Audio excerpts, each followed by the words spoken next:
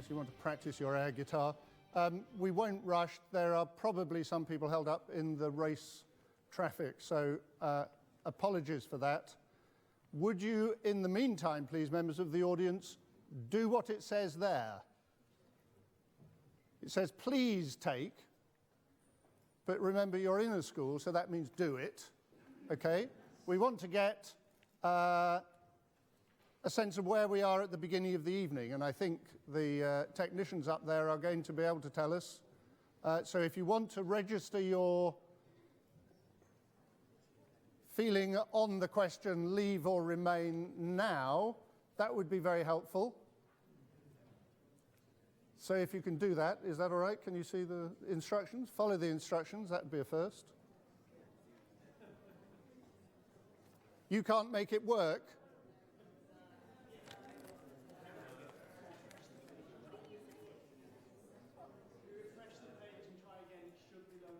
Refresh the page and try again. If you can't get it to work, turn it off and turn it on again. Blame the EU for any mistakes. They're obviously sending dangerous signals across. Refresh the page and see if you can do that again. Is it working now? It is working now. So, my love, if it's not working, it's your fault, not the technology. No, my love, it's to my wife, not to you. Are we having some success?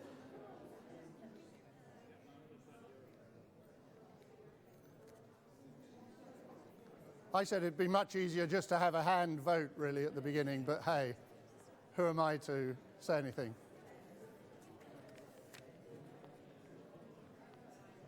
James, can I get going now? Are we wonderful? Welcome everybody to our EU Referendum Debate. My name's Jonathan Taylor, and I am, for a few more weeks at least, head of Bootham School.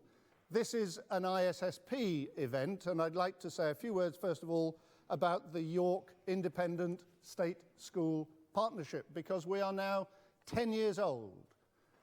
We have given opportunities to over 5,000 students from across the city to take part in our masterclass series every spring term. We have been teaching Latin GCSE to state school students who haven't had that available in their schools. From September, we're going to teach GCSE astronomy. We run a 4-day summer school. We run a residential autumn school in the Lake District.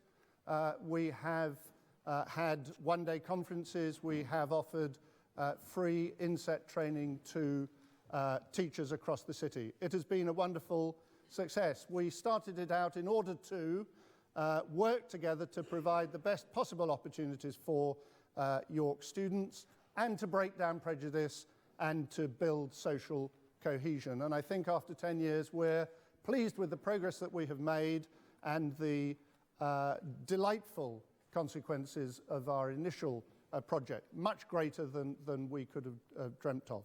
So tonight we have people from all schools in the partnership, which are the 3 independent schools in York and 8 out of the 9 secondaries. If you go to Fulford School, leave now. Oh, sorry, I don't mean that. If you have anything to do with Fulford School, get talking to the head at Fulford School and say, why aren't you taking part in this partnership with the other schools? So a very warm welcome. I'm delighted to introduce our speakers. Well, they're not going to speak very much. They're going to answer, I hope, because the emphasis will be on your questions, and I hope that they will be able to provide us with useful information so we can go away and vote with a degree of confidence. Starting on this side of the panel, we have William Wallace, Lord Wallace of Saltaire, academic, writer, politician. He's held academic posts in the University of Manchester, the Royal Institute of International Affairs, St Antony's College, Oxford. He is an emeritus professor of the London School of Economics, and he sits on the Liberal Democrat benches in the House of Lords. With him, his team player on the Remain side of the match is Rachael Maskell, who is our local York Central MP. She was voted MP for York Central after her barnstorming performance at the hustings in Bootham School just before the 2015 election, which obviously convinced everybody to vote for her. Professionally, before entering Parliament, she was a care worker and a physiotherapist, so I shall be seeing her later. On the other side, we have Julie Moody, who is the UK Regional Director of Business for Britain, an organisation which aims to articulate the voice of smaller businesses in the EU debate. Julie has extensive experience in politics and business, particularly in the North East and Yorkshire, and she says she's friends with several Bootham parents. Philip Davies, who came in at very short notice. We did have Councillor Chris Stewart lined up to speak for us, the leader of York City Council, and some of you will know that Chris unfortunately suffered a stroke just last week, so we have sent our best wishes for a speedy recovery to him, and delighted Philip stood in at very short notice. He's MP for Shipley, and therefore he is William's constituency MP, although I bet William didn't vote for him back then. He was elected to Parliament in 2005 and has voted against the Conservative whip more times than anybody else. And I have a sneaking kind of respect for somebody who is as rebellious as that. Before Parliament, he worked in retail, becoming marketing manager for Asda. I think there is a Bootham connection there, with one of our parents holding a senior position in Asda at the time. So those are our panel members. Before they speak, one of our students who is dreadfully responsible for all this sort of technical gizmo stuff that's going on, Casper Davidson, is going to have a few words. Casper.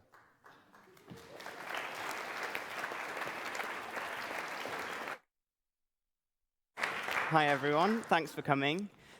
Despite our technical hitch, we've had over 100 responses, which I think is quite impressive. So if we have what we'll be loading up very shortly, was your answers to the first question, which was on a scale of 0 to 10, where 0 is definitely remain in the EU and 10 is definitely leave. Where is your current opinion? And we can see at the moment, our audience is vastly in the majority on the Remain side, but there is a very strong contingent of 10s sort of staunchly supporting leave. And in the middle, there's not so many undecided people, but we've got just 23 Remainers and only 23 people put 0 and only 10 people put 10. If we have a look at the answer to the next response, which was, if the referendum was held today, how would you vote? And the answers, the choices were Remain, Leave, or Undecided. And what you'll see here is a lovely pie chart. And it shows that nearly 72% of people Remain, 19.4% Leave, and then 8.7% Undecided. And so perhaps those undecided people will make up their minds at the end of this debate. We'll see at the end when we'll have another post-debate poll. Then on the next screen, we have a worm, but not an animal worm. If you see on the bottom left, we have our lovely focus group who are sat up there. And they're made up of parents, staff, and students. They range from some staunch Brexiteers and some staunch Remainers. And throughout the referendum, throughout this debate, they're going to be asked, on a scale of 0 to 10, from Remain to Leave, who do you think is winning the debate tonight? And as they put in their responses, this line will move like a worm. And it will go up if Leave is winning the debate, and down if they think Remain is winning the debate. And so hopefully at the end we'll be able to find some trends and see how what people think. Also, tweet with the hashtag BoothamEU, and then they'll appear on the right-hand side of the screen, and we'll show them, and you can have the argument and debate with each other on Twitter. Jonathan. Thank you very much.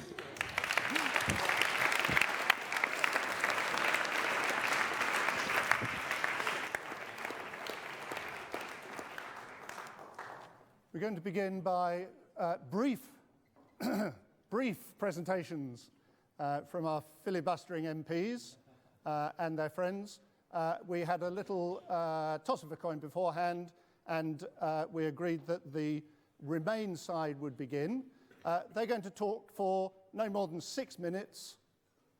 I need a signal, please, to come up on my screen when I can press the explode button.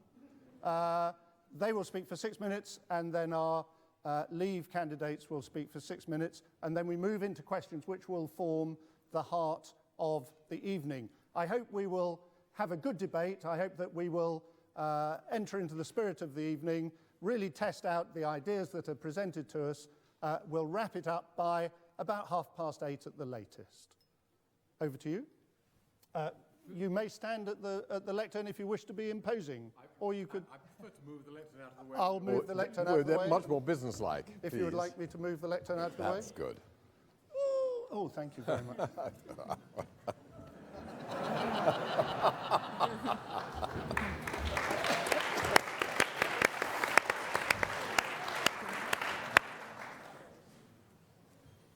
Good.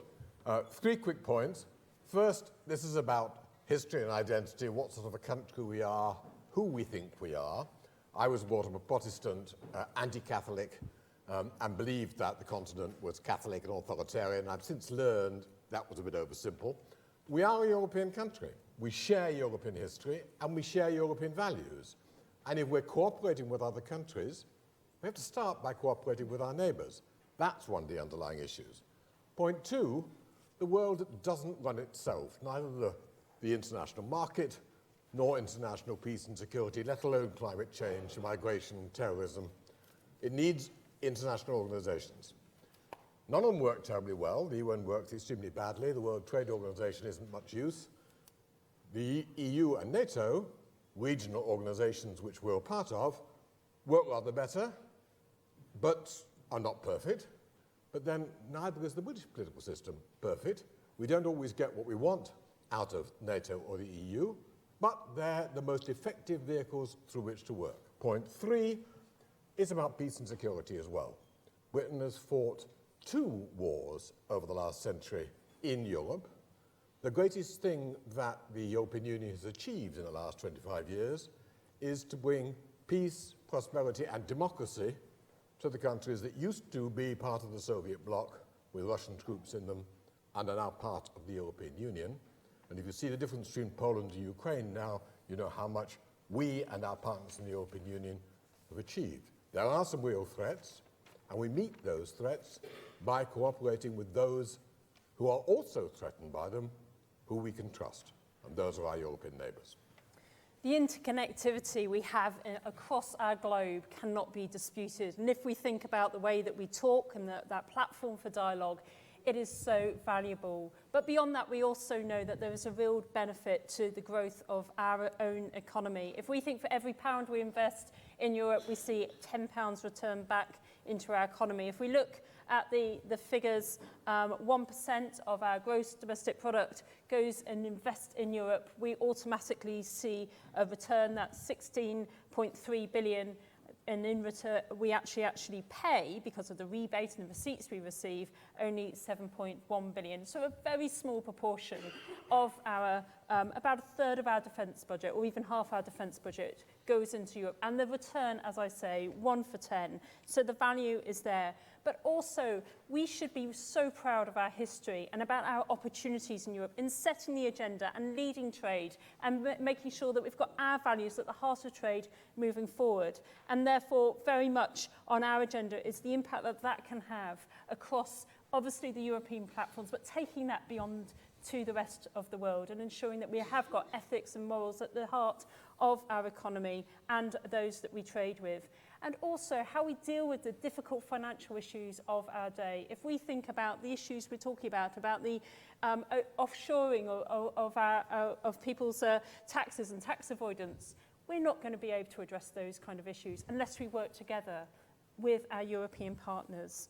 But I've also looked at the debate and how it impacts people locally, because I think that's really important. We know 1 in 7 jobs across Yorkshire are dependent on the EU. That's about 360,000 jobs. We know that our exports, £8.5 billion of exports from Yorkshire, are dependent on that relationship with the EU. And it's important to understand the relevance of trade. When half of our trade from the UK through exports goes into the EU, that brings real economic benefit to ourselves. But also, if we look at the local economy, the big employers in our city, if I can take Aviva or Nestle, they too want us to have that relationship with the EU. Discussions with the 2 universities we've got in our city, which brings 22,000 students into our city. They know the values of research and development grants, which is really the way that we can grow our economy, the way that businesses have grown. And we think the benefit to York that we've seen of the agro-tech and biotech industries, which has all sprung from the research and development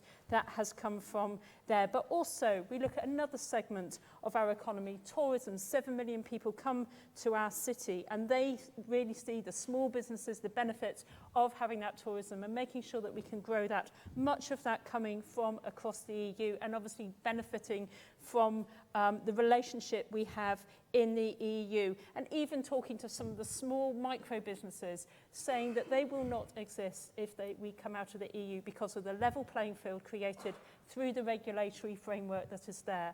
And therefore the argument that I would put forward is that it's really important for us to remain in the EU and to actually take Europe far more seriously than politicians have of late, to make sure that we are there setting the agenda, being proud of the tradition we bring, and actually seeing the vision for Europe in reaching out beyond to the rest of the world, whether it's on trade, whether it's on climate change and the wider environment, whether it's about creating platforms for dialogue around the insecurity issues we're facing. The EU is absolutely essential to the national economy, but also to our local economy as well as our social society.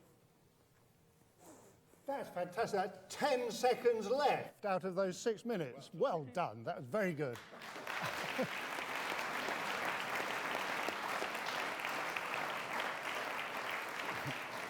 You can see the warning. Oh yes. You can see the warning there. So, thank you very much. And now, Philip, I think you're going to. You can stand up. You can walk around. You that's can. Very kind. Thank you very Use much. do you want the lectern? I'll keep an eye on your time if you don't mind, so I don't overshoot. Thank you for organising this. There's 3 things that Julie and I want to start off with in terms of leaving the EU. The first is about sovereignty and democracy. If you don't like what a British government does, you can vote them out at a general election. If you don't like what the EU does, and according to the Ministry of Justice's own figures, 63% of our laws now come from Brussels rather than Westminster, and 67% of our offences, new offences in the UK, are set from Brussels rather than Westminster. If you don't like what the EU does, there's absolutely nothing you can do about it, because all EU law is initiated by the European Commission. Now, we are a very academic bunch in this room and a very intelligent bunch. I think we'd be hard-pressed to name all of the European commissioners, and they're the only people who can initiate legislation in the European Union. They're totally unelected, they're totally unaccountable, and there's absolutely nothing you can do about it if you don't like the decisions that they take. So the first point is about sovereignty and democracy. That is an affront to democracy in this day and age, that you can't vote out the people that are making these decisions. The second issue is about immigration. Last year, net immigration into the UK was 322,000, the majority of which from the European Union. We need to build, at those rates, a city the size of Newcastle in the UK every single year. We simply can't accommodate that number of people. We can't in perpetuity build a city the size of Newcastle every single year, forever and a day in the UK. We haven't got the land for that to happen. Even if we had the land, we haven't got the house building capacity to do it. It's putting a huge strain on our public services, on school places, on our NHS. We've got to control immigration into the UK. And because of free movement of people, there is nothing at all that any government can do to control immigration into the UK. As long as somebody arrives at passport control with a valid EU passport, they can be allowed in, whether they've got skills that we want or don't want. We have to let them in, and we can't carry on like that. And a sovereign country has got to be able to control its own borders. The third reason is that we would be better off out of the European Union. When we joined the common market in 1973, it actually made quite a lot of sense. I think I would have voted to stay in the common market in 1975. We were handing over 16 million pounds as a net contribution in 1975, and Europe, the common market, was a third of the world's economy. It was a good deal, and we actually had a fairly even balance of trade with the rest of Europe. For 1 year in the 1970s, we even had a trade surplus. But things have changed massively since then. That isn't the equation we've got now. According to the Treasury Red Book and the House of Commons Library, our net contribution to the EU this year will be £10.2 billion that we hand over. That's after what we get back. Net, £10.2 billion. The EU is now only 20% of the world's economy, and according to PricewaterhouseCoopers, by 2050, it'll be no more than 10% of the world's economy. And now we have a trade deficit with the European Union, trade deficit of £62 billion. We're paying £10 billion a year for a trade deficit of £62 billion a year. Well, you don't need to be a world's leading economist to work this one out. Just use common sense. Just think about these things yourself with common sense. Who on earth pays £10 billion for a trade deficit of £62 billion? You can have that trade deficit for nothing. You don't have to pay for a big trade deficit like that.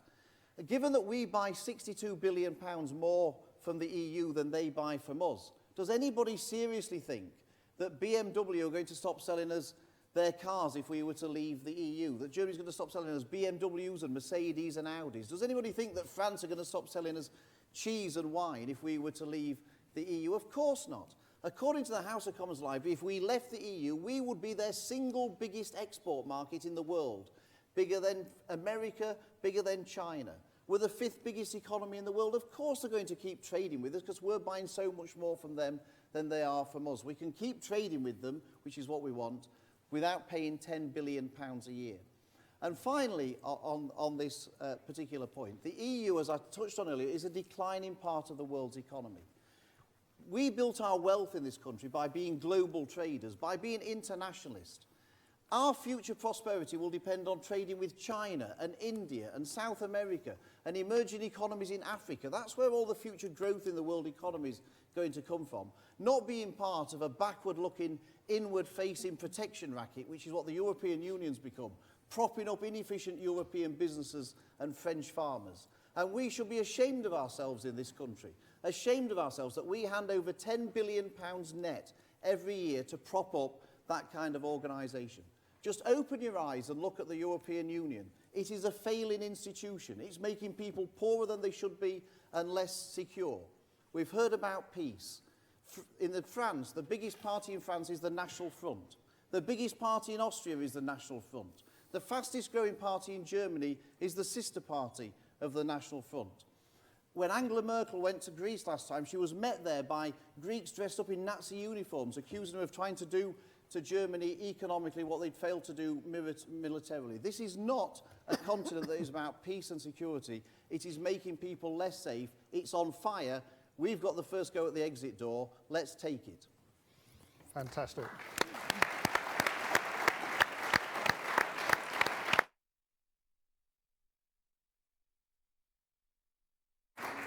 I hope you've been watching the worm. It's been wriggling. Oh, William, you can't see the worm. It's been wriggling a lot. You can see the traces of the worm. That was excellent. Philip had the advantage of seeing the screen, so when he came to a close, he was exactly 10 seconds matching the other side. However, I've got a team of bright young men and women up in the gallery who are fact-checking. And I'd just like to pull you up, Philip, if I may, on your comment that 63% of the laws 67% of offences spring from EU legislation, when my fact checkers tell me that the research briefings in the House of Commons library have updated their findings in 2015, stating that an average of 13.2% of UK instruments are EU related. Who do we believe? Well, what you've got to look at, that's about, there's a difference in Parliament between primary legislation and secondary legislation and directives and all of the things. So what the Remain campaign do is they ask for the figures that suit their argument, which is about primary legislation, which of course is very low. It's all legislation. These are the Ministry of Justice's own figures. You might have noticed the government are campaigning to stay in the EU. These are the government's figures, which say that percentage of legislative provision, so that's all laws, taking everything into account, directives and the lot. The amount that originate in the EU, 63.6%, and the percentage of new offences that originate in the EU, 67%. They're not my figures. These are the government's own official figures, and that covers everything, not just a selected part of the EU law, which is what those figures relate to. No, well, I'll totally disagree with you on that, because the 13.2 relates to all legislation, all parts of legislation, to micro parts of legislation which impact on us. So, and that's backed up by the House of Commons Library, which has carried out the research, and that is the neutral authoritative source of information. And therefore, I think it's misleading to say there is further legislation there. And I think what I would also take you on is this issue of sovereignty and the shape of the EU. I don't think we can move on to any other debate. Okay. Well, that was a sneaky little move there. Okay. Rachel, I will save that. You had a one right of us of response to the point of truth, but we'll move on, because we're going to move on to questions, and we have asked people to submit questions before this evening, and we've selected some that we hope will provide a spread across the main areas of concern. And of course, I hope that there will be opportunity for people to put in their haypeth, you people to put in your haypeth, not these people, during the course of the debate. So our first question comes from Kitty Wilson, who is a member of staff in the history department here at Bootham School. Have we got a microphone for Kitty? Is Kitty here? Kitty is here. Could you stand up and speak loudly into the microphone, Kitty? Okay, so the EU was created post-World War II as a way in which to maintain peace. The threat of war within Europe, I would say, is now minimal. So has the EU not now outgrown its original mandate, saddling us instead with unnecessary bureaucracy?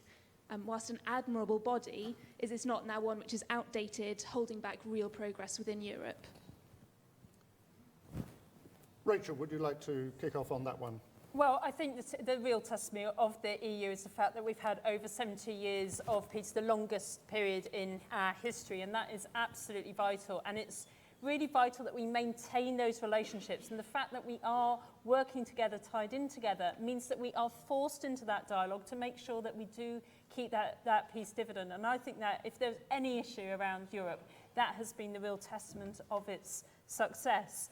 Does it restrain us? Of course it doesn't restrain us. We have dialogue right around the globe. And what we can do is take that best practice and use that as we reach out beyond the shores of Europe. But the reality is that the world comes together in large blocks, like trading blocks, but also working together in those large blocks to advance dialogue, to make sure that we are reaching beyond our scope. And therefore, if we are serious about trying to create a peace dividend beyond the EU, it's really important that we're coordinated and work together to try and achieve it. And I'll give you an example of that. In the terrible situation we have in Syria at the moment, it was Angela Merkel who was able to have that dialogue with Putin to try and move the situation forward. Because she had the relationship and the ability to have that, we ourselves were out of that conversation. And isn't it good that we can work with our partners across Europe to be able to advance peace in the world?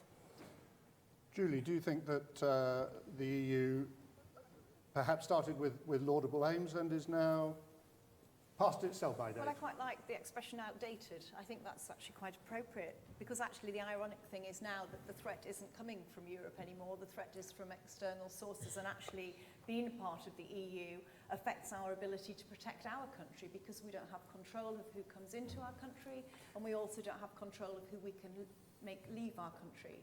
So actually I think that it would be much safer for us to regain control of our borders and protect our country, and the only way we could do that would be actually to leave. I agree with the premise of the question. I don't doubt that the motives of people setting up the coal and steel union in the 1950s were trying to avoid Germany and France sort of having the tensions that ended up with them going to war.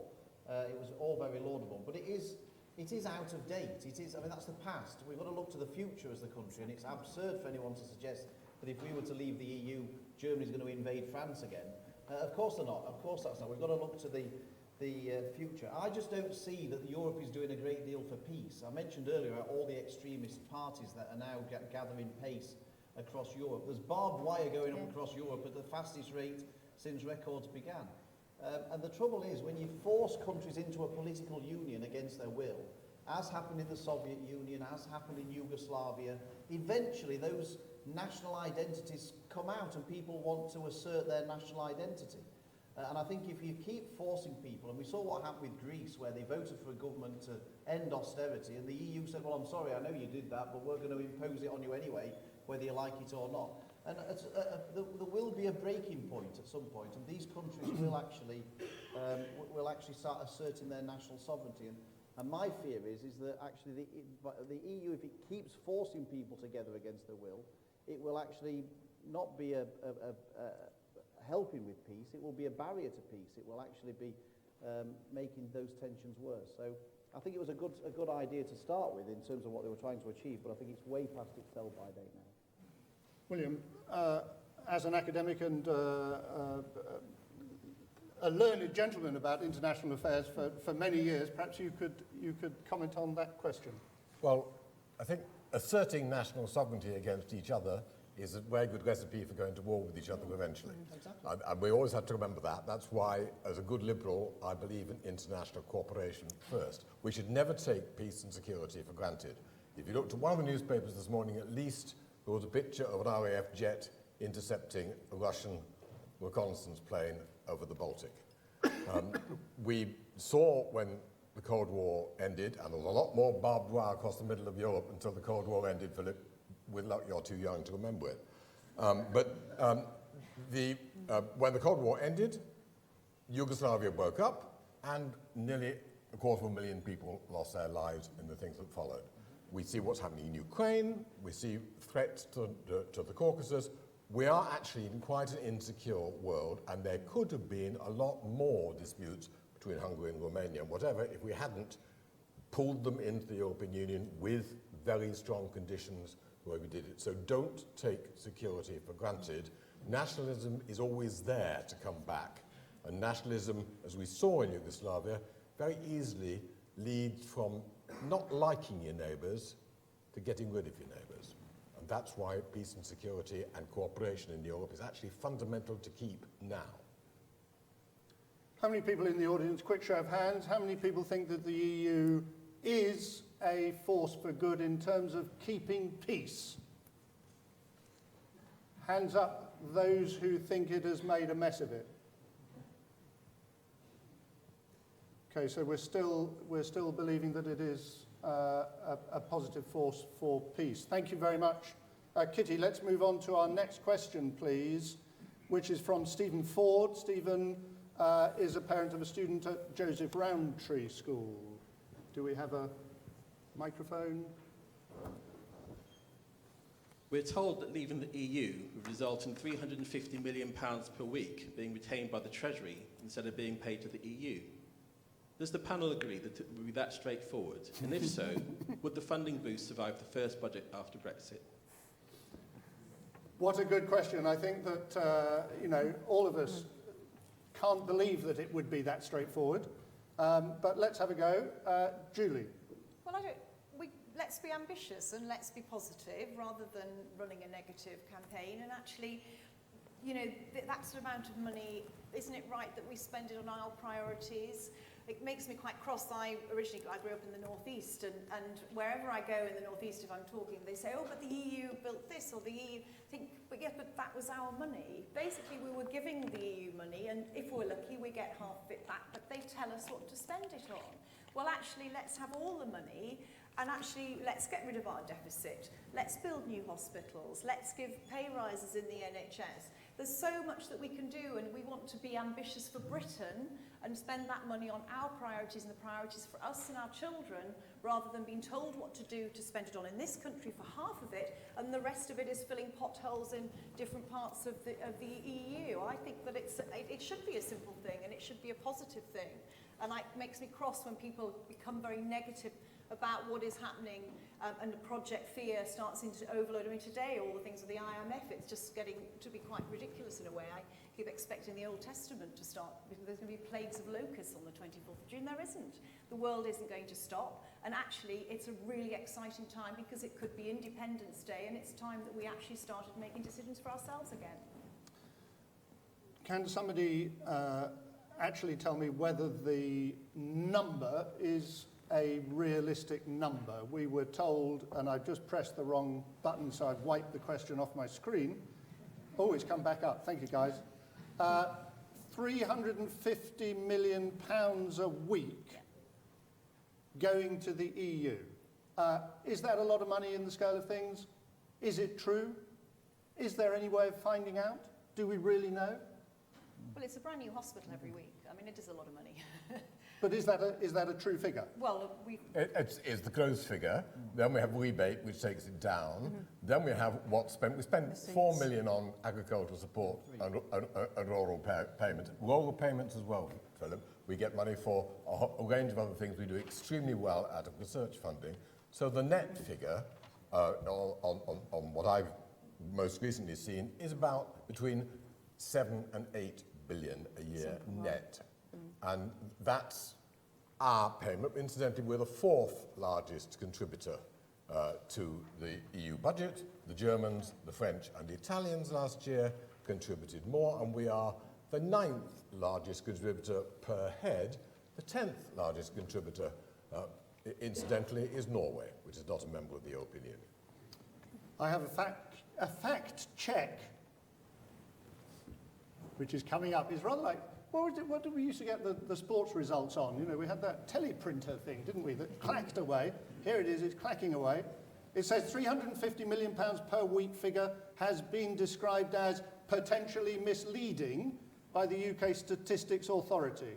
When money flowing from the EU is taken into account, such as the Farming Fund and research funding, the Treasury estimates the figure is closer to £170 million per week, 8.5 billion per year.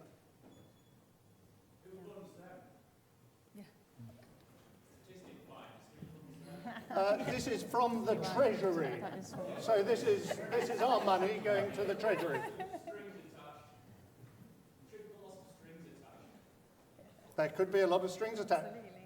This is part of the issue that we're trying to get to grips with. There are lots of numbers being thrown around, and it's very difficult for mere mortals to know what the actual amount is.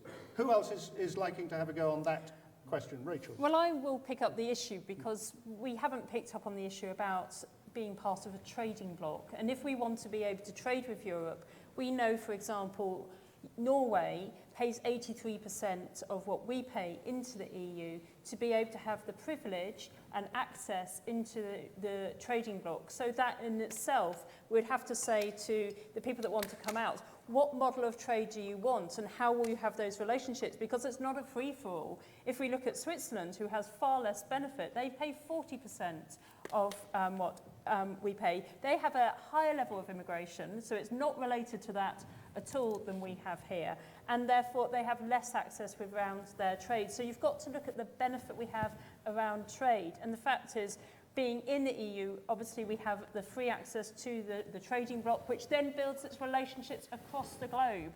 And we know that that has real value, because if we look at the issue, for instance, with trading, building a trade agreement, it doesn't just happen overnight. It takes years to put trade agreements in place. They're complicated instruments to make sure we get trade right. The CETA agreement has taken over 10 years to negotiate, and therefore if we want to maintain trade across the globe, and we heard what Obama said the other day when he came here, He would focus on the EU-US trade agreement as opposed to one with one nation and one part of that. And therefore it's really important to understand what this means and where we'll be in 15 years' time. And the analysis says that we will be per household far worse off if we are outside the EU than we are today. I've got statistics which you may want to challenge later.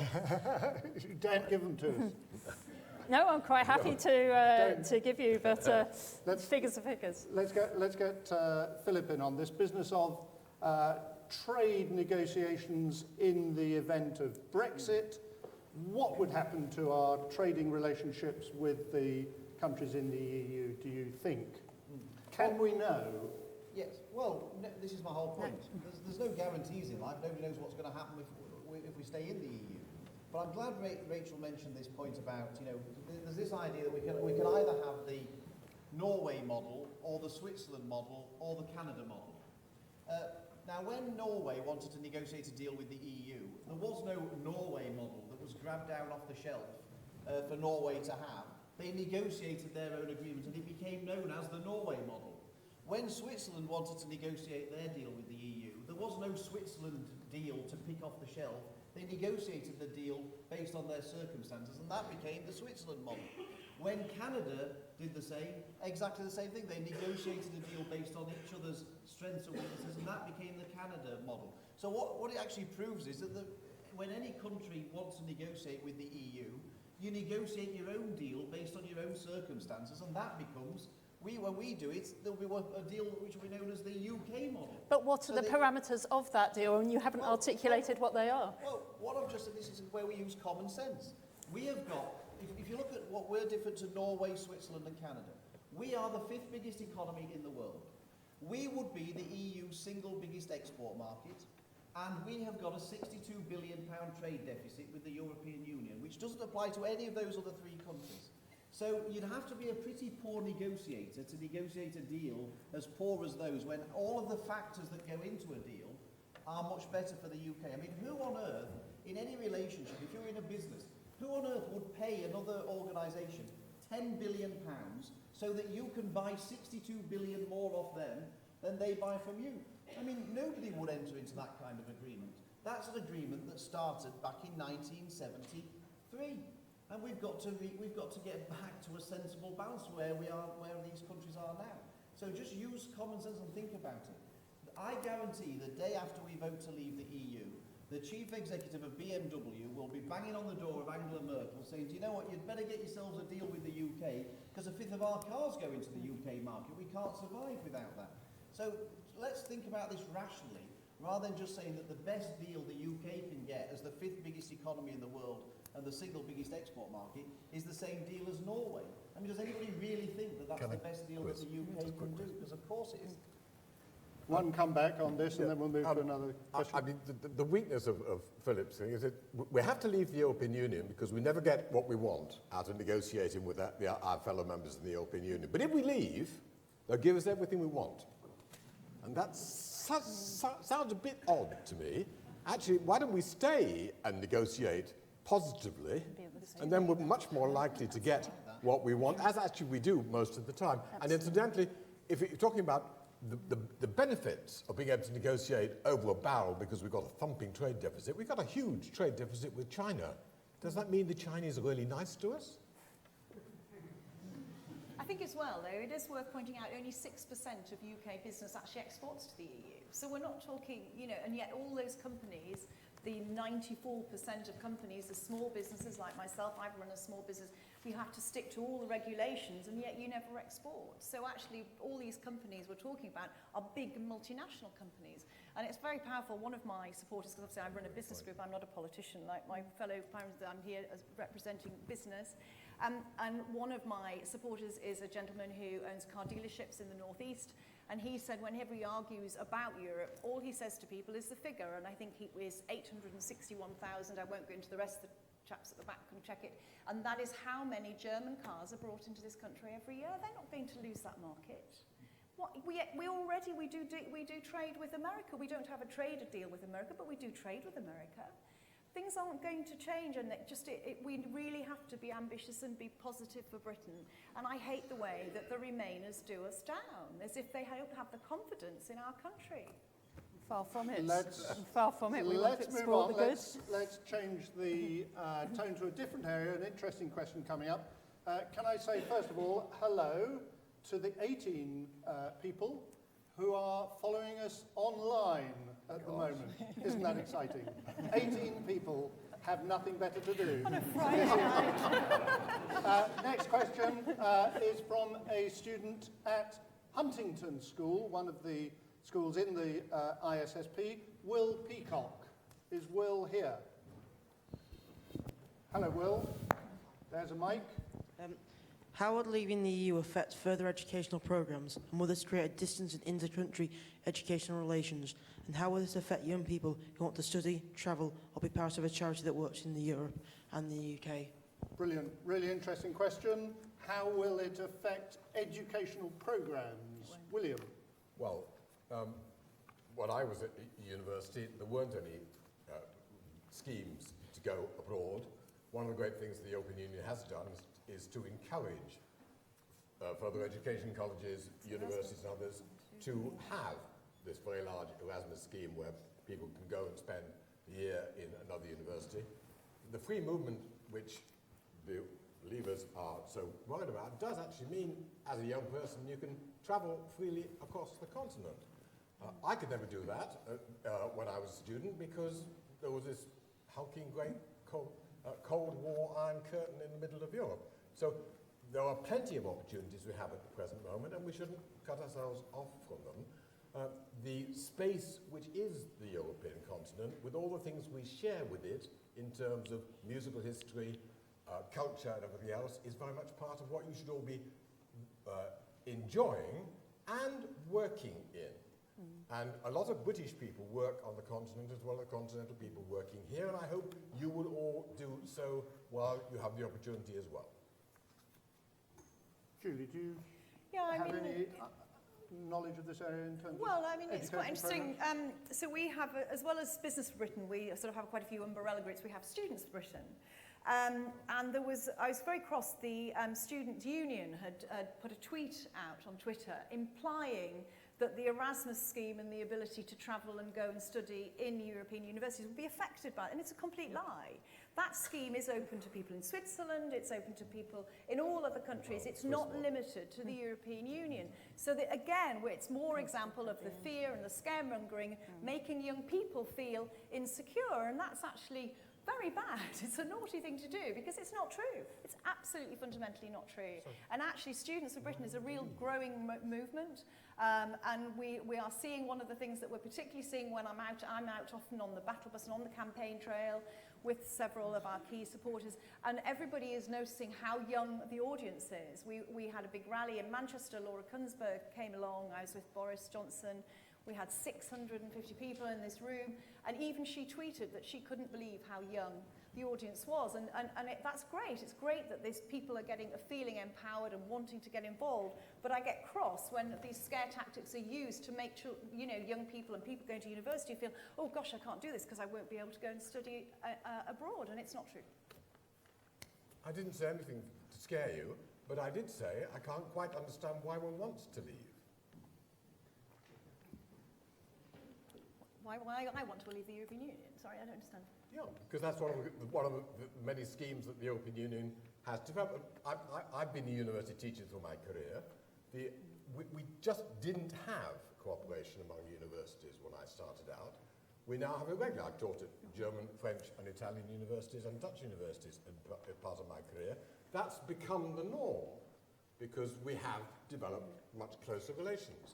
That's part of what being in the Europe. Now, we could be a halfway-in member like Norway and Switzerland if we wanted to be. We just have to let the others take the decisions. We bounce along behind them. But I can't see why we want to do that. Do we have anybody in the audience from higher education institutions who'd like to comment on? Shall we just wait for a microphone? Can we have a microphone, please, down here, so we can all hear?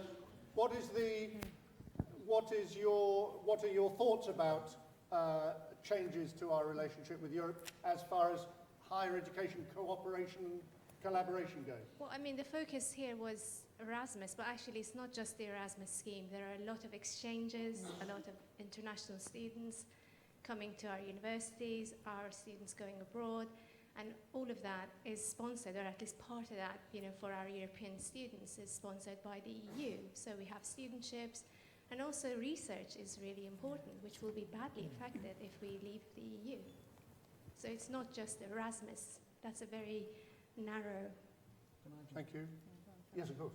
Well, there's 2 points to make. The first is that we have lots of international students from all over the world that come to the UK. I mean, most universities are very dependent on Chinese students coming here. Now, quite palpably, China is not in the European Union. Yeah. So the idea that we have to be in the European Union to get international students is clearly not true, because we're trying to attract them from all over the world. And the second thing is that we seem to have run away with the idea that either we've got a choice. If we leave the EU, then it means that we can never do anything with any European country ever again. Well, just for the facts of the matter is that, according to the United Nations, we have 4,106 bilateral agreements with other countries around the world. The 2 countries that we have the most bilateral agreements with around the world are America first and France second.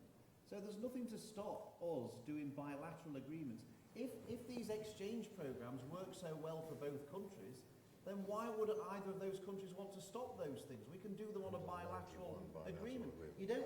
This idea that in order to get 1 or 2 things that we like, we've got to sign up for everything that we don't like is not true. We can actually have the bits that we like as part of bilateral agreements. But would it mean lots and lots of bilateral agreements having to be made rather than the existing multilateral agreements that are already there as a prerequisite of being in a bigger group of countries? No, because we would do, presumably, given that it's so mutually beneficial, we would do a deal with the EU because they benefit from the exchange programme here, we benefit from the exchange programme there. We would do a deal on that. But to say that, actually, in order to do that, we've got to give them £10 billion a year net figure, it seems to me to be a rather bizarre price to pay for things that we can negotiate as part of a longer-term deal anyway. That's what independent countries do. They negotiate deals that are in their mutual interest. And so if it's in a mutual interest, we'll negotiate that deal. Can I just go back to Will, who asked the question? Will, are you heading hoping to study abroad eventually? Is that part of your vision I think, am I right, you're in year 9 now? Yes. So do you have a European horizon in your educational aspirations? Well, it's more on the second part of the question I'm personally more concerned with. For example, there's a lot of work that organisations, my father's friend's daughter, work for charities and rescue organisations, and they are based with Europe and UK relations. And it's more of the fact that how will we be able to communicate our relations with them so effectively in the future? Okay, with charitable organisations? Or even just working organisations that work with multi-young people. Okay, can we pick that up? You were going to come back, can I shift you on to answer? Okay, I will start by talking about higher education though. If you've got to ask yourself the question is, why are the Vice-Chancellors absolutely united around staying in Europe? Because they know the benefit not only to the university, not only to the research base and the opportunities to really see research at its premium, and that's something we've really built our economy on the back of, but something we can be really proud on, the excellence which is drawn in from across Europe and how we take things forward into the future, but also the enriching experience of students being able to study in other parts of Europe, and we've got to be able to make sure that that does continue and that is accessible. But that follows through into work as well, because again, starting at the universities, if we look at postgraduates being able to continue their education in the UK and continue that relationship, that also means that we can have the very best here, but also give people the real opportunities and experiences across Europe. We are living in an ever-connected world,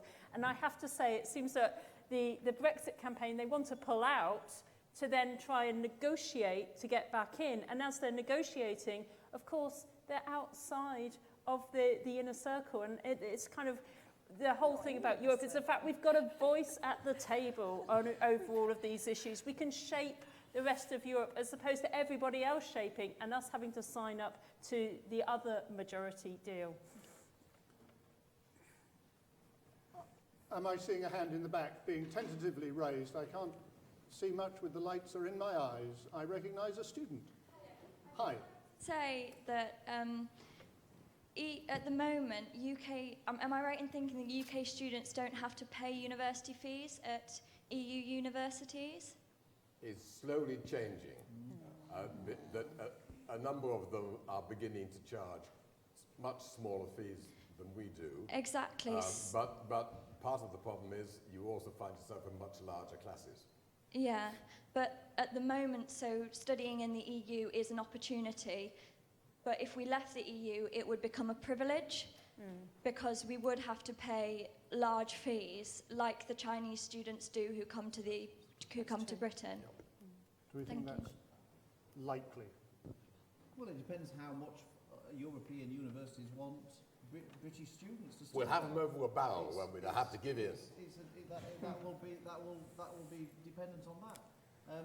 This idea that Rachael was articulating, that if you don't have free movement of people, it means that nobody from the EU can come to the country, and that we can't. I don't think I said that. I think that's a gross misinterpretation of what I said. Well, what you said, Rachael, was that we benefit from having very good students from Europe coming to our universities. I was taking it as that you were therefore trying to imply that if we were I think you're just scaremongering there again. Well, I took it from that what you were trying to suggest was that we then couldn't have good students from Europe coming here if we were out of the EU. Well, of course, the whole point of having control of your borders is you can decide who you want in and who you don't want in. And if you want good students in, then you can take them in, and you can decide who you don't want in. And the same would apply in reverse, is that those universities in other countries could decide whether or not how valuable it was for them to have British students studying there.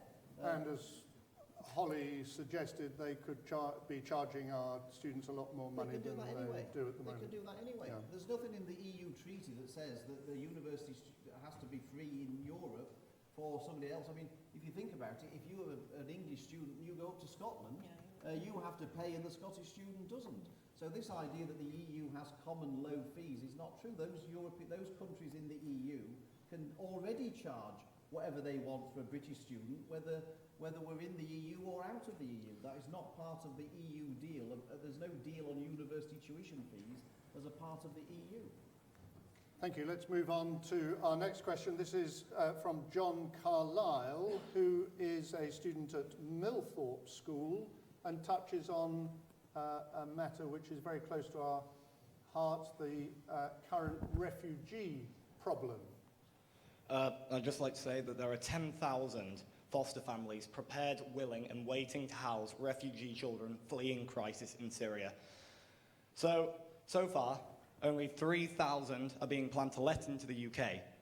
If we leave the EU, how will our Conservative government respond to the refugee crisis without the limitations of the freedom of movement?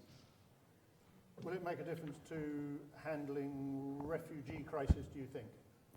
No, I mean, this has got absolutely nothing at all to do with the European Union, aside from the fact that the EU have clearly made an absolute mess of the whole refugee crisis, where Angela Merkel started off by wanting to allow everybody in, hence the rise of the far right in Germany, now the fastest growing party, because it's built up a huge amount of resentment amongst the German public. But the issue of dealing with refugees is not affected at all by being in or out of the European Union.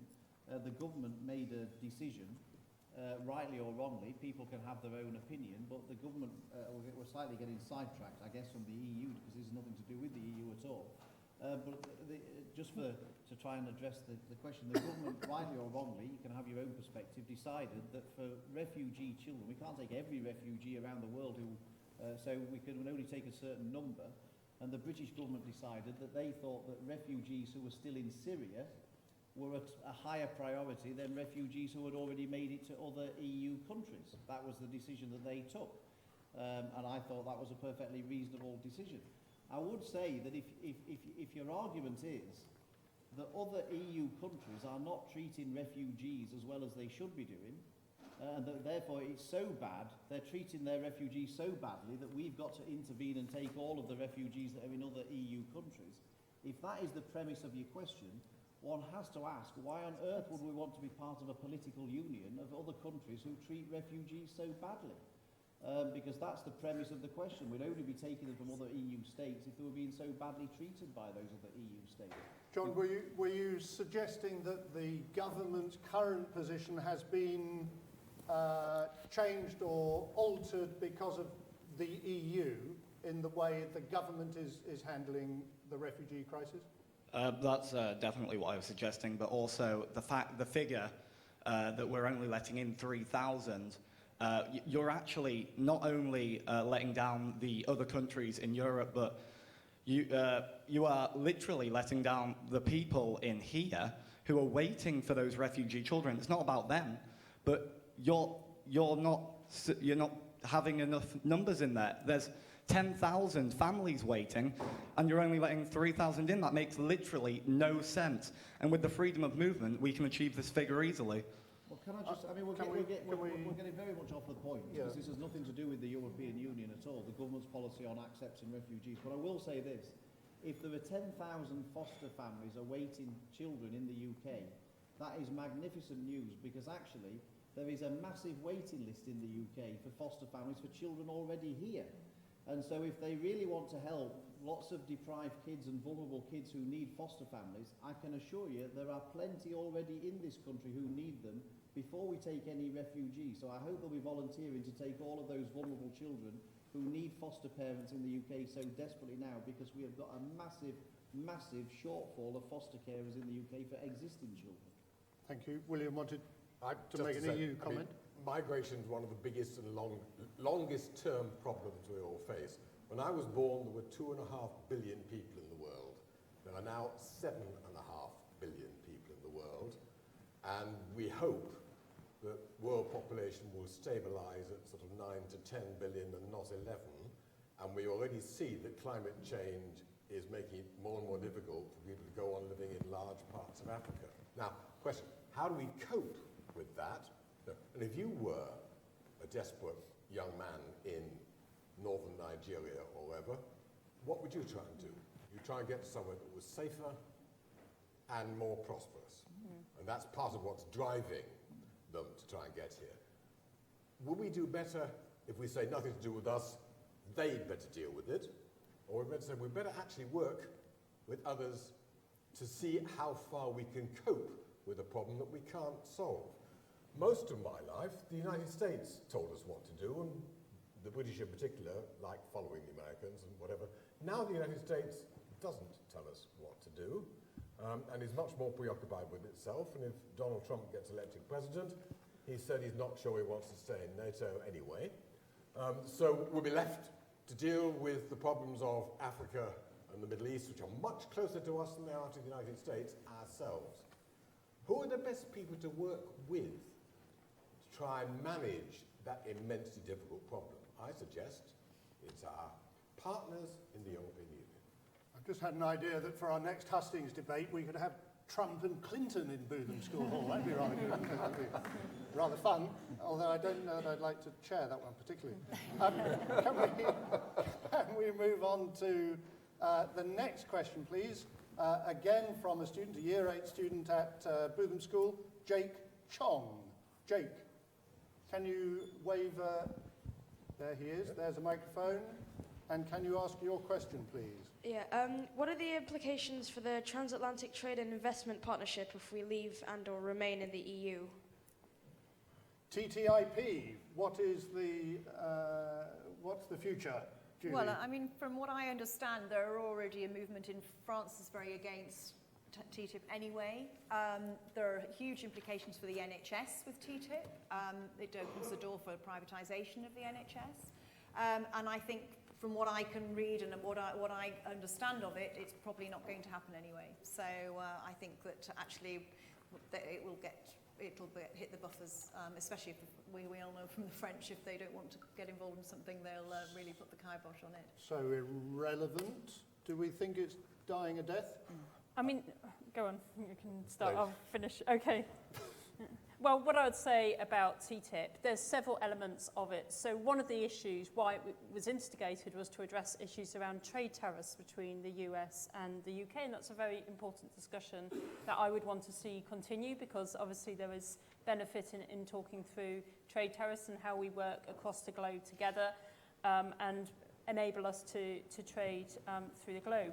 But TTIP has expanded into a deregulation instrument, and therefore that's where the risks actually sit within TTIP. And obviously, global agreements are positive, but they can also be negative. And I know that the MEPs, the Labour MEPs in Europe, have been the ones that have been at the forefront of the arguments about bringing protections in to make sure that things like the NHS are safeguarded. But what I would say on the NHS, the biggest threat to the NHS is this Tory government. The Health and Social Care Act and marketisation of the NHS is a thing. It is. That's really naughty. No, it's absolutely true, because I will finish my point. I will finish my point. The marketisation of the NHS risks the NHS to TTIP. If we remove the market and competition from the NHS, then we wouldn't be at risk from TTIP, and that is fact. I just add, I agree with Julie. I don't think TTIP is going to go through, because actually, if you look at the US Congress, the coalition against TTIP in the US Congress is also pretty high. So actually, in neither side, I think our government's going to be able to win over their publics and their lobbies. We do need a lot of negotiations between the United States and Europe, and indeed the EU and the United States are busily negotiating on digital privacy, very major global issue, how you handle growing natural monopolies like Google and others. So whether we have TTIP or not, we're going to have a lot of complicated transatlantic negotiations. I think that TTIP will focus some of that, but rather like the World Trade Organization latest negotiations, which have been going for 13 years and are unlikely ever to be completed. Sadly, that may be a step too far. Can I just say on this TTIP point? I mean, obviously it's a difficult issue for Rachel, because of course on the one hand, the EU is pressing ahead with TTIP, but on the other hand, Rachel is absolutely appalled by TTIP, and so she's sort of slightly conflicted, which makes it difficult. Not true. But the point on this is the British government actively supports your government. No, exactly. This is the point about this. Actually, TTIP shows how the EU can't negotiate trade deals. We've been in the common market for 43 years.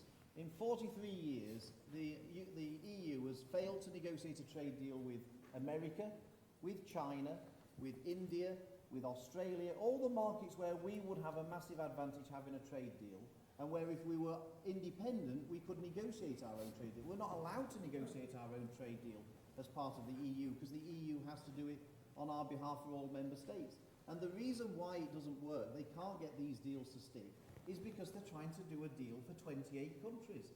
And France say as part of the deal, oh, by the way, we don't want Hollywood having any access to our market, because, of course, we want to protect the French film industry. And another country says, well, actually, we want to protect this bit.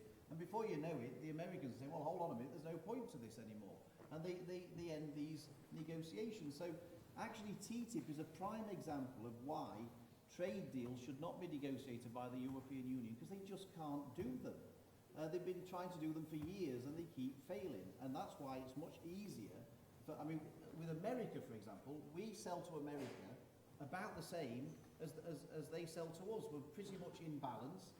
We have £56 billion worth of trade between our two countries. The biggest single investor in the UK is the US. The single biggest investor in the US is the UK. We could easily do a trade deal with America for our mutual benefit. We can't do it where we could protect the NHS, because that would be something that we could insist upon as part of that deal. We're not allowed to do it because the EU can't do a deal. And we can't even protect the NHS in it because we haven't got the influence to do so. This is a perfect example of why being out of the EU will be so much better for us. Okay, perfect example. Let's put it to the test. I'm getting a view that single country trade deals are easier to negotiate than European-wide trade deals because of the difference between the different countries.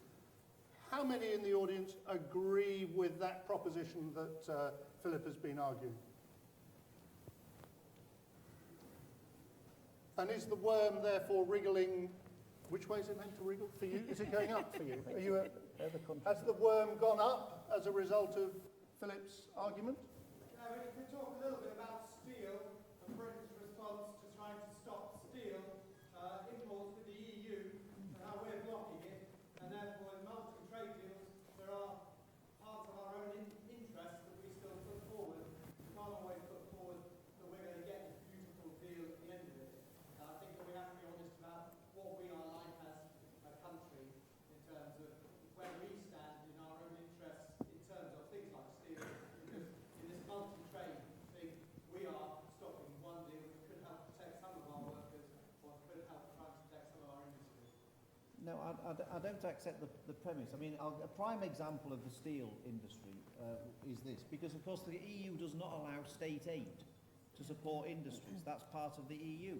And actually the Welsh government, who actually were all for being part of the EU, were asked if they could offer business rate relief for Tata Steel to help them keep going at Port Talbot. And the Welsh government said, actually, yes, we'd love to we'll offer you business rate relief.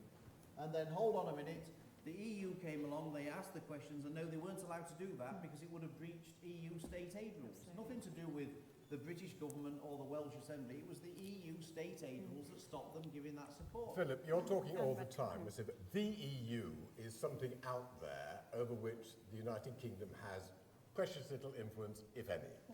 Actually, the EU, run by the Council...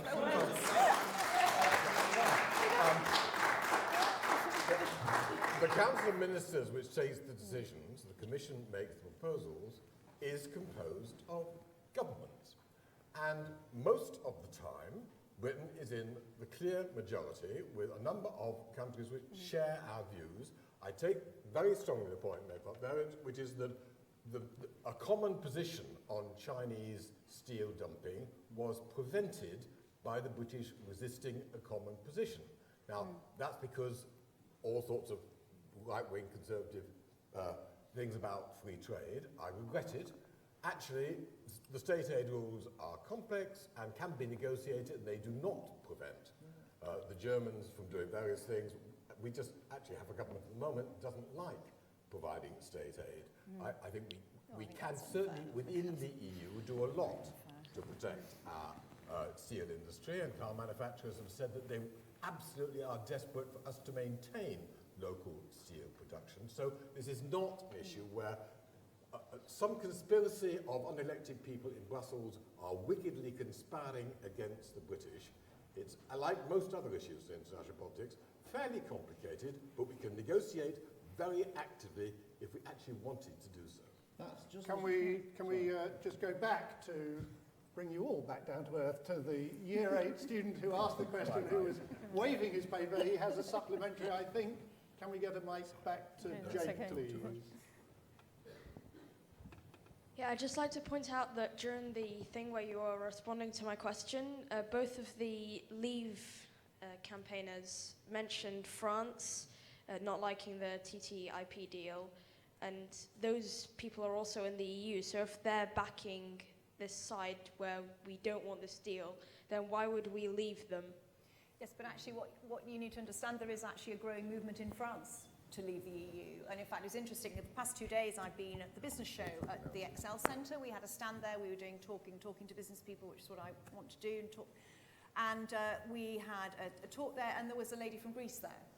And the lady from Greece, she appeared in the audience listening to what we had to say, and she got up and she said that she was desperate for us to vote to leave, because that would then open the door, because she thinks that Greece would be better off if they left. And that would be the same. There's a movement in France, there's a growing movement. So we would actually be the start of a movement to say no, non, as Boris says, and actually get back to where we were, what it was first designed to do in 1975, to be a free trade, a trade out, not a closer integration. The 5 presidents all they want to do is ending up with a very, very close integration. If you vote to remain, you're not voting for the status quo, you're voting for closer integration, and they won't be happy till there's a European army, till we're all in the euro, and they control everything about the European But you know that's just not true. David Cameron did the deal the other day to confirm that. I'm going to move on to the next question, which comes from Albert Hills, a Bootham parent. Can we have a microphone, please, to Albert? Thank you, Mr. Chairman. What do the Remain group fear most of Brexit? That is the one key issue. And for the Leave, what do you fear most from staying?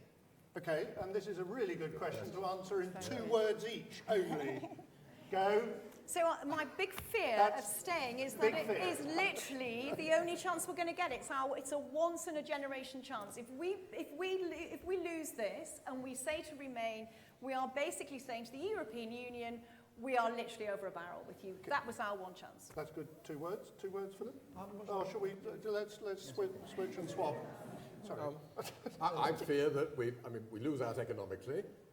We worsen our relations with our near neighbours, and they're the ones we have to work most closely with. Thank you very much. And we turn in ourselves as a country. 3 words, Philip.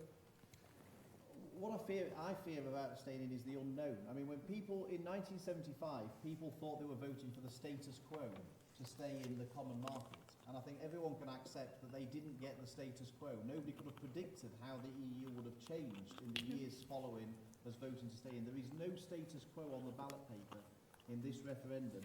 And what I worry about is, just if you think about how the EU changed from when we voted to stay in last time to now, just think of how it's going to change if we vote to stay in this time to whenever we get an opportunity next time. And your wish for us to leave, you don't think leaves the voters with a greater fear of uncertainty? No, because we all know what being an independent country looks like. It looks like what this country was for centuries. It also is what the vast majority of countries around the world still are. The ones outside of the EU are independent countries who negotiate their own trade deals.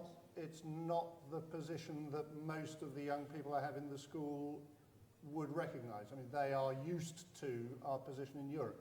Yes, but can I say, it was the young people who voted to stay in the common market in 1975 who have now felt cheated, and are the ones most likely, those same people, who want to leave because they know they felt cheated. Who can remember voting in 1975?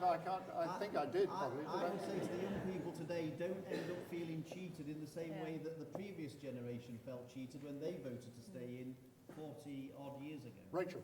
I think my biggest fear is the lost opportunity, because we should be shaping not only Europe but the rest of the world, that we should be proud of what we have as Britain and with the values that we have carried through the years, and to be able to share that context and to build the platforms that we need to be as part of this ever closer integrated world. And I want to be at the table influencing that, shaping that, making sure that our values are at the forefront. And I think the problem is this kind of agenda of regressing and pulling back and about being on your own. Why don't we want to join hands together and to make this world work together in a far better way? And I think we should be leaders in Europe and not just pulling at the edges of Europe. Okay, I want to ask another question, if I may, of the audience. We had, on the one side, this will be a lost opportunity. On the other side, this will be a lost opportunity. How many of you think it'll... Oh, no. What I'd like to get a feeling for is how many of you feel that you are thinking about this vote in what I might call a rational way, because you are convinced by arguments, and how many of you are voting because of sort of unexplicable emotional feelings? So shall we have it for the emotional feeling people first? Do you think you're voting out of emotions? And how many think you're voting out of a rational... Oh, well done. Gosh. Sorry, how many of you are being honest? Well, I think Philip and I would agree that we are being rational and they are being emotional. That's part of the problem. The others are all emotional. Yes. I did see a couple of hands up there wanting to follow up. Can we have a microphone, please, down here? Gentlemen. Thank you. Philip mentioned there's no status quo on the ballot paper. Yep. Interestingly, neither side have mentioned the Prime Minister's renegotiation deal, and actually wasn't one of the few things that achieved was a sense that we were drawing a line that we wouldn't be drawn further in, and should the EU try to draw us further in, we still have William Hague's Referendum Act of 2011, I think, which says that we would have to have another vote at that point. So surely there is a bit of a status quo available. Yeah, exactly. We have a bit of security. No, that applies to treaty change. But of course, what happens is, under the existing treaties, under qualified majority voting, the EU can pass directives and legislation all the time that we can be outvoted on. And we often are outvoted. In fact, in the Council of Ministers, it took a Freedom of Information request to show that over the last 2 decades, there have been 72 definitive votes, and we've been outvoted 72 times. It took a Freedom of Information request to extract that information. And so the EU can already pass new laws all the time that we can't stop. Even if all of our MEPs vote against it, even if our government minister votes against it, these things can be imposed against us and against our will because we're only a small number. So even within the existing treaties, the EU can do an awful lot of different things to the UK against our wishes. Rachel, would you defend David Cameron's negotiation? What I would say is that he obviously did draw some lines through that, and really it was about clarity as opposed to moving on the agenda, and I think, you know, he brought clarity around a whole lot of issues. But what I would have to say is that is a reality of a democracy. 10% of the MEPs are from the UK, so clearly we do have a clear voice in the European Parliament. And of course, in Parliament, believe it or not, we don't agree with everything that happens. I vote several times every day on behalf of you who put me in Westminster, because you agree with the things that I stand for, my party stands for, against this government destroying our country. And I don't, and the reality is, how democracy is that? Steady on, guys. It's been elections for 4 years. Calm down. I don't want to be too enthusiastic about politicians. They might get ideas. This was a 2-word answer, wasn't it, that we started off with? I'm going to move on. We got another question. Thank you very much for that one. A very specific one now, and an interesting one about currency and the pound. Najib Al-Shabibi from Bootham has this question. Najib. How would the currency strength of the British pound be affected by the leaving of the EU, and what implications may this have for the British economy? William. Gosh, I mean, the easy, simple answer is, of course, we don't know. The markets are predicting that it will go down, but all sorts of other factors will affect it. My guess is that investment in this country will fall. I mean, that's what a lot of companies from outside are saying. It's what Chinese investors, Indian investors, Gulf investors are all saying. But I mean, as we all know, the problem about economic prediction is none of us quite know where we're going to be going in the next two or 3 years. There are some fairly large problems about the world economy, like we don't know what's happening in the Chinese economy. There are problems in the United States, etc. So the economic situation we're in is difficult enough anyway. Leaving the European Union will make us less secure even than that. Julie, there's been a lot of comment this week, hasn't there, from various bodies, economic bodies and so on, delivering some pretty strong blows to your campaign. Well, it's like a plague of locusts, isn't it? I mean, basically, surely, the 24th of June. Surely withdrawal will produce We need damage. to start building an ark. I mean, it just, nobody can tell. Nobody can tell. And obviously, there will be uncertainty, without doubt, because people, and there will be some reaction to that. But the medium and the long term will be positive and will be better for trade and for us and for the economy. You've got to remember there's other things to play. I mean, the people that are turn this fear and doom were the same people several years ago that were telling us we had to join the euro. And if we didn't join the euro, we would be left behind, and we would be in the background, and we would miss out. And they were wrong. They were wrong then, and they're wrong now.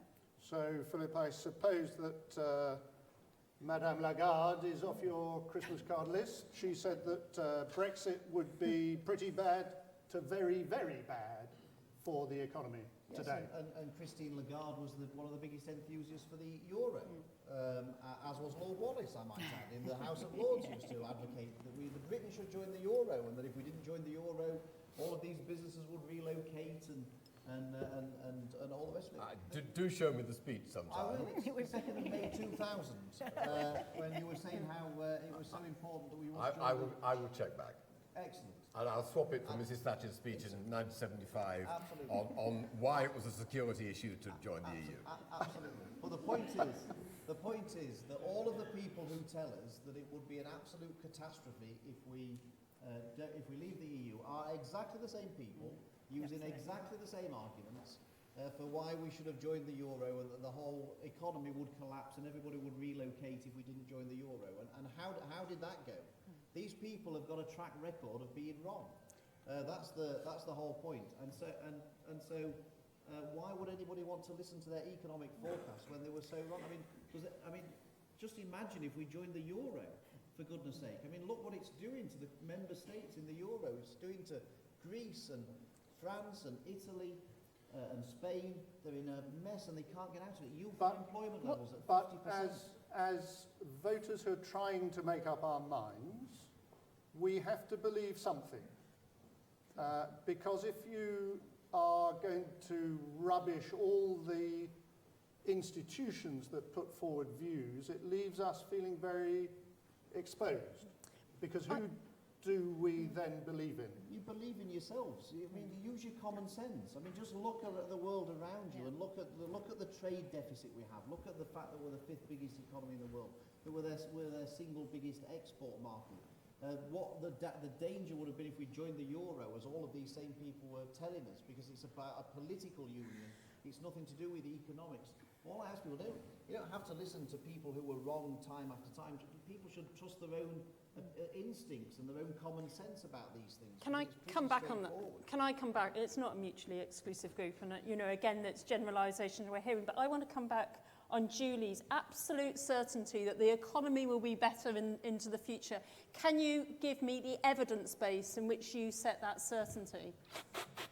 Well, I mean, I'm not a politician. I'm a business person. And all I know that if you run a business, as a business person, you don't know what's going to happen. You could have something go wrong in your business, and you've just got to prepare for those events.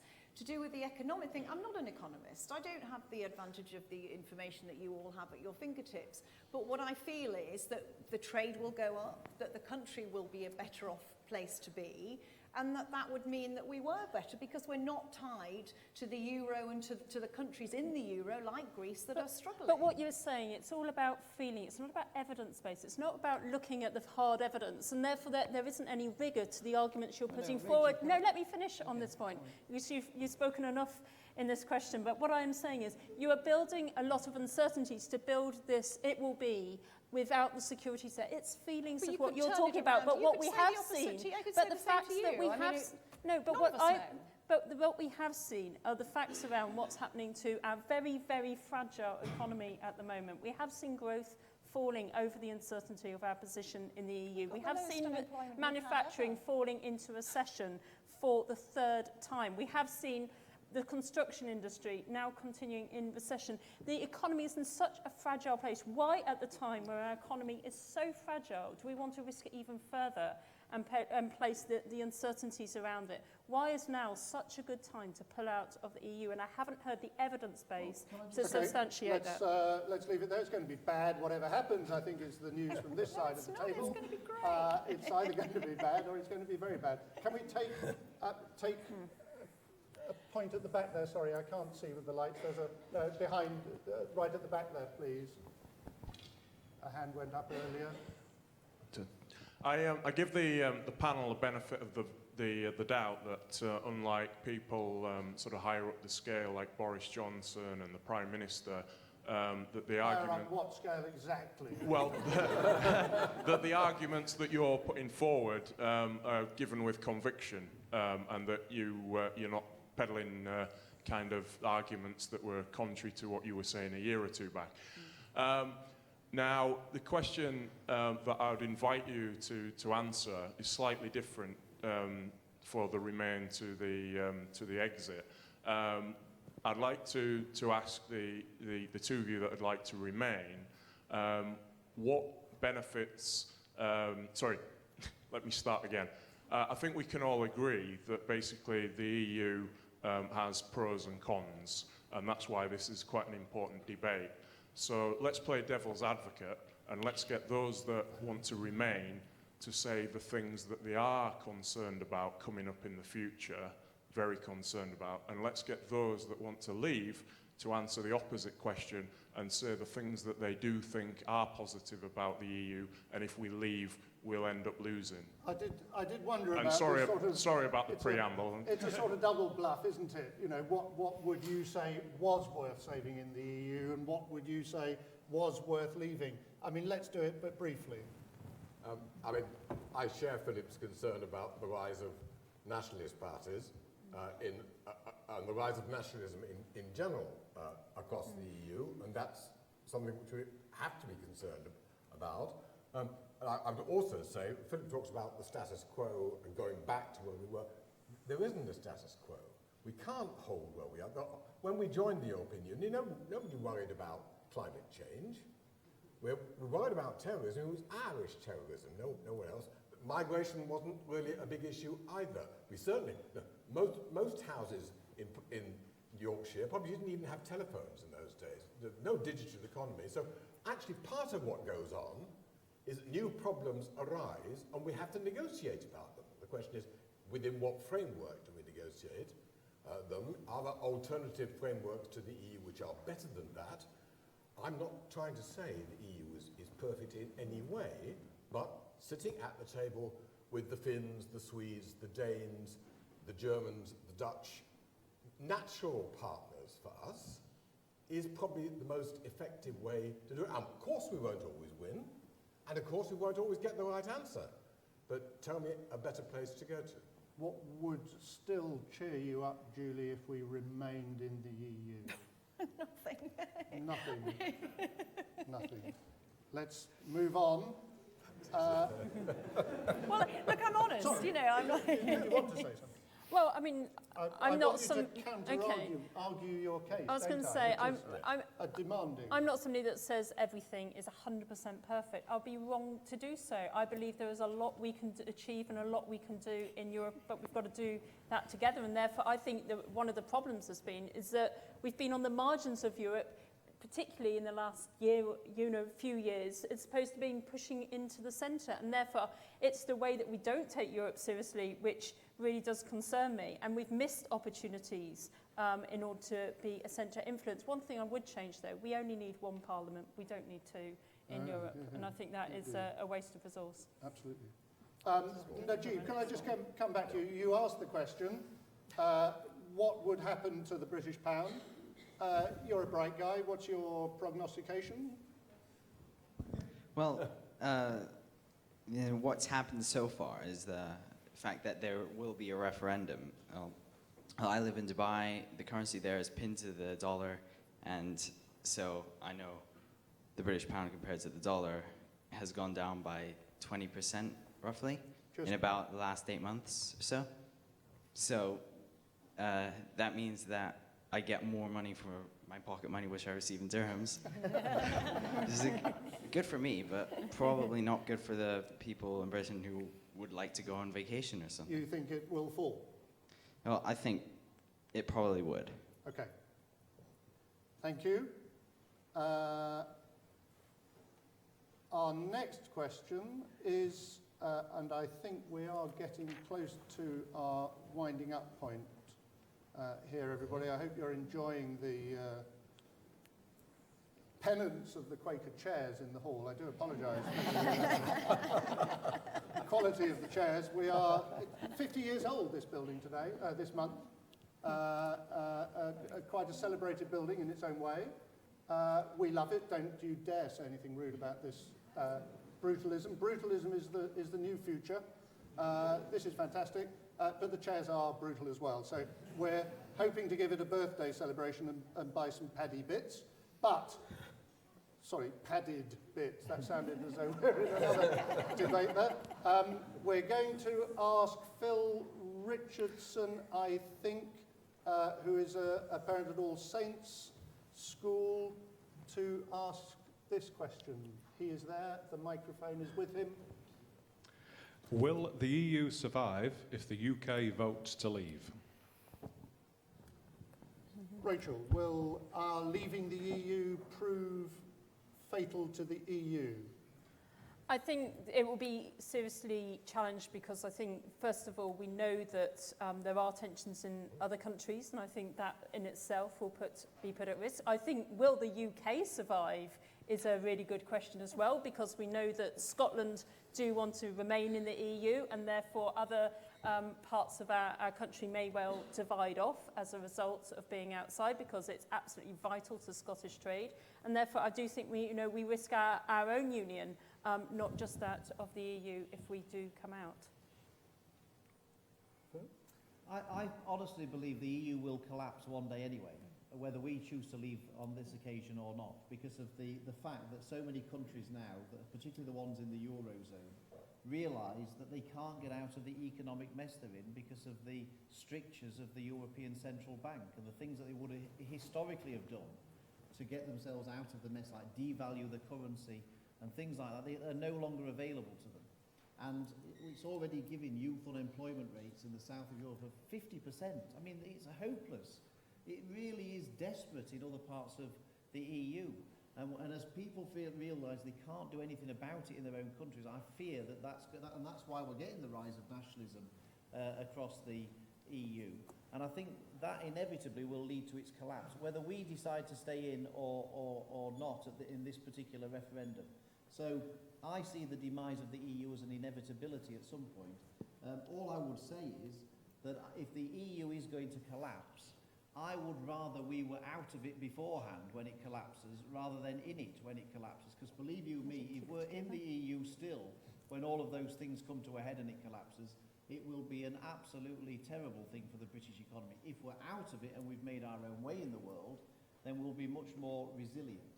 Which comes back to the point about the pound, where I actually think that it will be seen as a safe haven currency at some point outside of the European Union, because these economic problems that the euro have had are structural. They're not temporary, they are structural. It is a busted flush and it cannot work.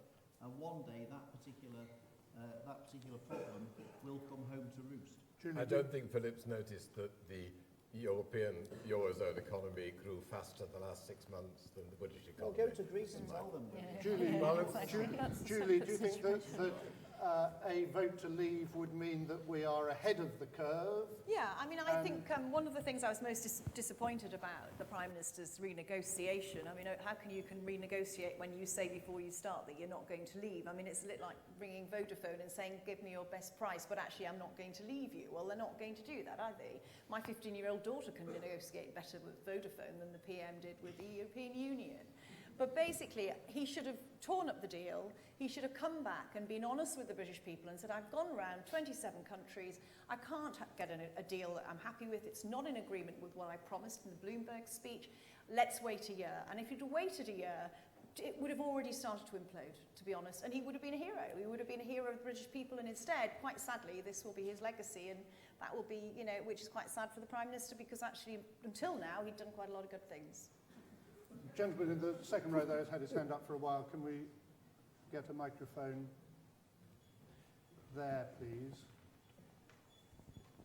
Thank you. To Rachael Maskell, earlier you attacked the prediction by Mr. Davies that the EU would have its own army, etc. How do you respond to only earlier this week a confirmation of Germany's plans to create a European army? And are you really creating your arguments based on facts or rather on emotional basis? What is your response to this?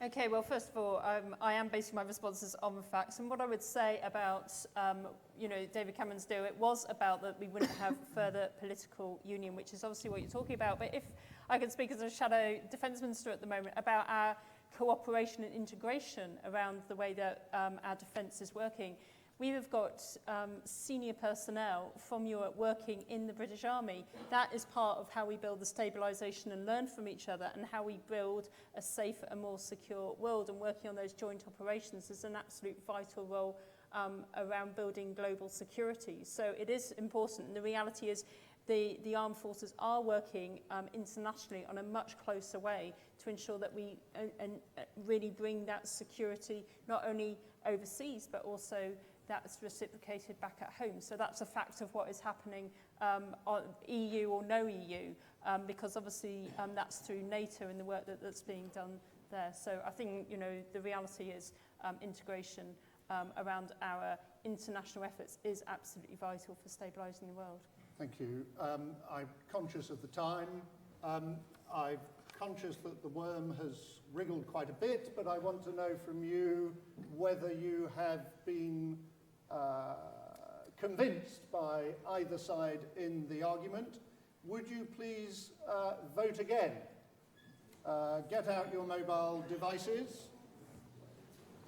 Follow the link which is appearing now.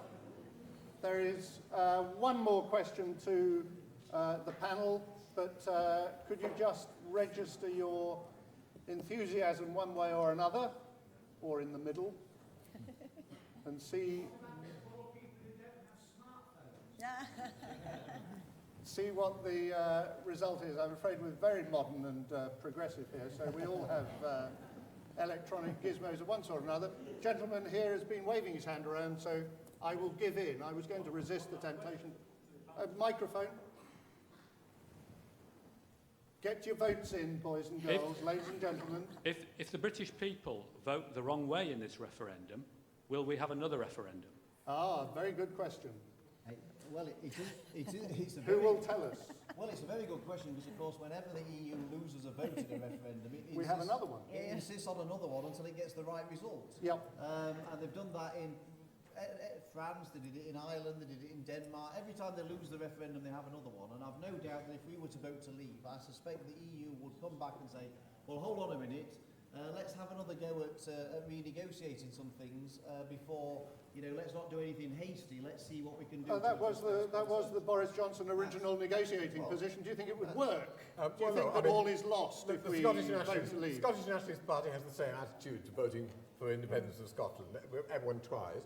No, I think if we have a referendum and there's a vote to leave, we have to start negotiating to leave. That's what the Scots will then do. It will certainly be pretty damaging for relations between the United Kingdom and Ireland as well, but we have to start to vote to leave. I mean, to start to negotiate to leave, and that will take quite a long time because it's extremely complicated to unpick, but that's where we will be. Can I end on a note of agreement, I think, which is that... This is almost manufactured. But I think that what I think is important, and I certainly pledge to do this, is that whatever the result of the referendum, we accept it. That is democracy, and if we vote to stay in the EU, I will accept that, and I hope that if we vote to leave the EU, people on the other side will accept that too. I think that seems to be a note of agreement on which we can end. Let's not end on a note. Far too dull. Can I ask the next question, or do we get the results of the vote, James? Next question. Okay, the last question of all, and for some reason I have to ask it. It is not my question, I would just emphasise. But the question is this. Julie, we're starting with you. How will the referendum affect our chances, the referendum outcome affect our chances in that other large European institution, Eurovision? Do you know, I was desperate to get the Eurovision into this because, to be honest, to me, the Eurovision Song Contest sums up our relationship with Europe. We go in, we're definitely the best, we put on a good show, and we all get 0-1. And they just all sit there laughing, and it's horrific. And I just, to be honest, I'll be watching it on Saturday night. I shall miss Sir Terry Wogan's commentary. But that to me just sums up what the Europe and the EU thinks of Great Britain. Rachel, are you a fan? I'm not a fan, I have to confess. That's all right. No, you're allowed not to be a fan. I mean, I think, one thing it does say is Europe comes together around music, and this is just shows some of the kind of, whether it's culture or not, I'm not sure, but it does give us, another expression of how we are, and people pull together because they want to be connected with the rest of the world. And I think, obviously, I won't be watching it on Saturday, but I hope the UK does get a strong vote to make sure that we then replicate that in June. Philip, you Brexiters are spoiling the party fun of Eurovision, is that right? Well, I was just thinking I might change my speech to say next time that if we leave the EU, we'll leave Eurovision as well, and that might probably be the best argument that we win. Because it's a wretched thing, isn't it, really? I love watching the voting. The voting is terrific. Greece always gives 12 points to Cyprus, and Cyprus always gives 12 points to Greece, and all that. I mean, the political stuff that goes on in the voting is tremendous stuff. Talking of which, I think Casper is going to come down again with announcements of the final vote to see how things have gone. William, did you want to reminisce about, Sandy Shore or any other former winners of... I think technology has taken us such an odd way with Azerbaijan and Australia now in the Eurovision contest. It's grown sort of beyond parody in a sense, hasn't it? It has. And I think I should probably be just sitting with a glass of wine on Saturday evening. Casper, come along and tell us your news. Thank you, everyone, for voting again in our post-debate poll. We've got around the same number of people who voted in this one, so that's good. But what we've noticed is that far more people have gone to the edges, whereas before there were lots of people clumped around the middle. And so you've settled people's minds. Some undecided people have moved. Except if we look at our bar chart, which is next to the question, which was, if the referendum was held today, how would you vote? The number of undecided people have gone up from 12 to 14.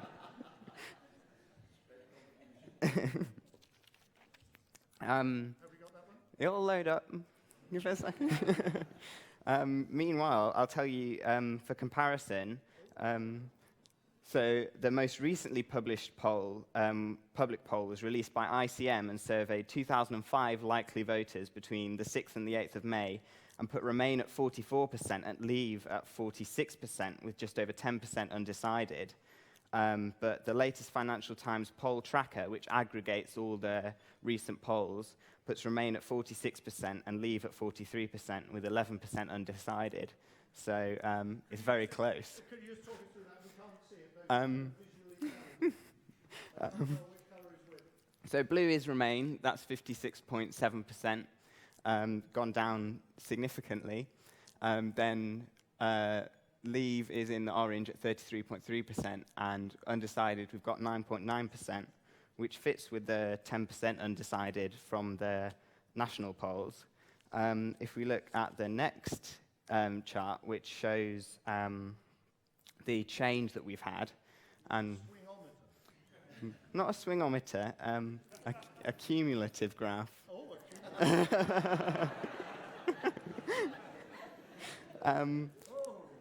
And so that shows the change. So the blue was what we had before, and the red was what we had after. And so if you look in the early numbers, they've gone down significantly, and so has the support for Leave.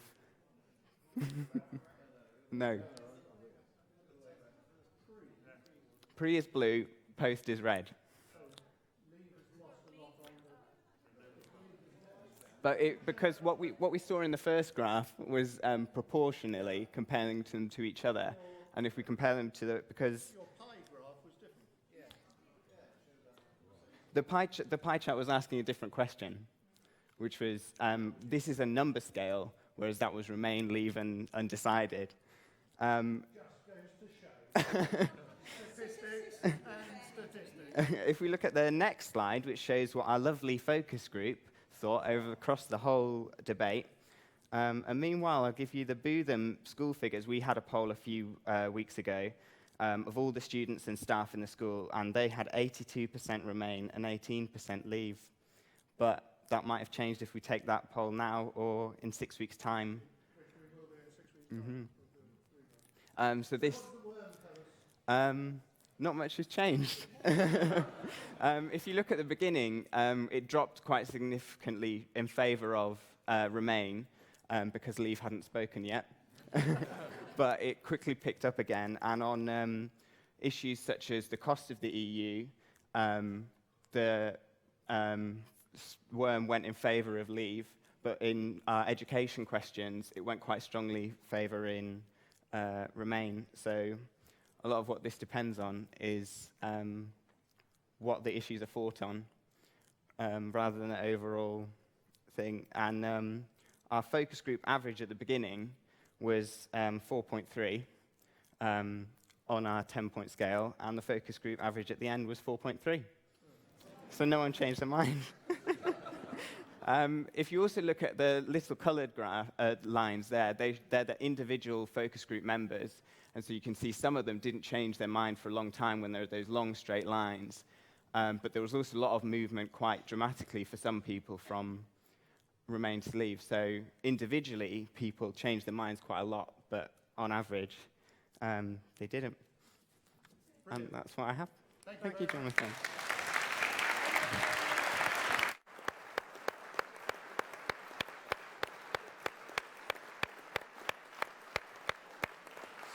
So can I just say a really big thank you to the technical team up there, done a marvellous job this evening. Thank you to our focus. Thank you to you, the audience, and all those who asked questions. Sorry if I didn't use everybody's questions. And can I say a really big thank you to William, Rachel, Philip, and Julie for giving up their time and being really helpful this evening. So thank you very much indeed.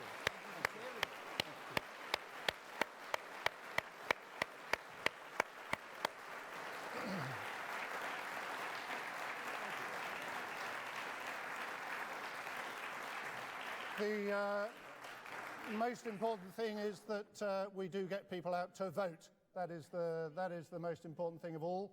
So I hope everybody is going to get. I hope everybody is going to get down there, whatever way you're going to vote. Thank you very much. Good night. Well done. Thank you very much. That's great.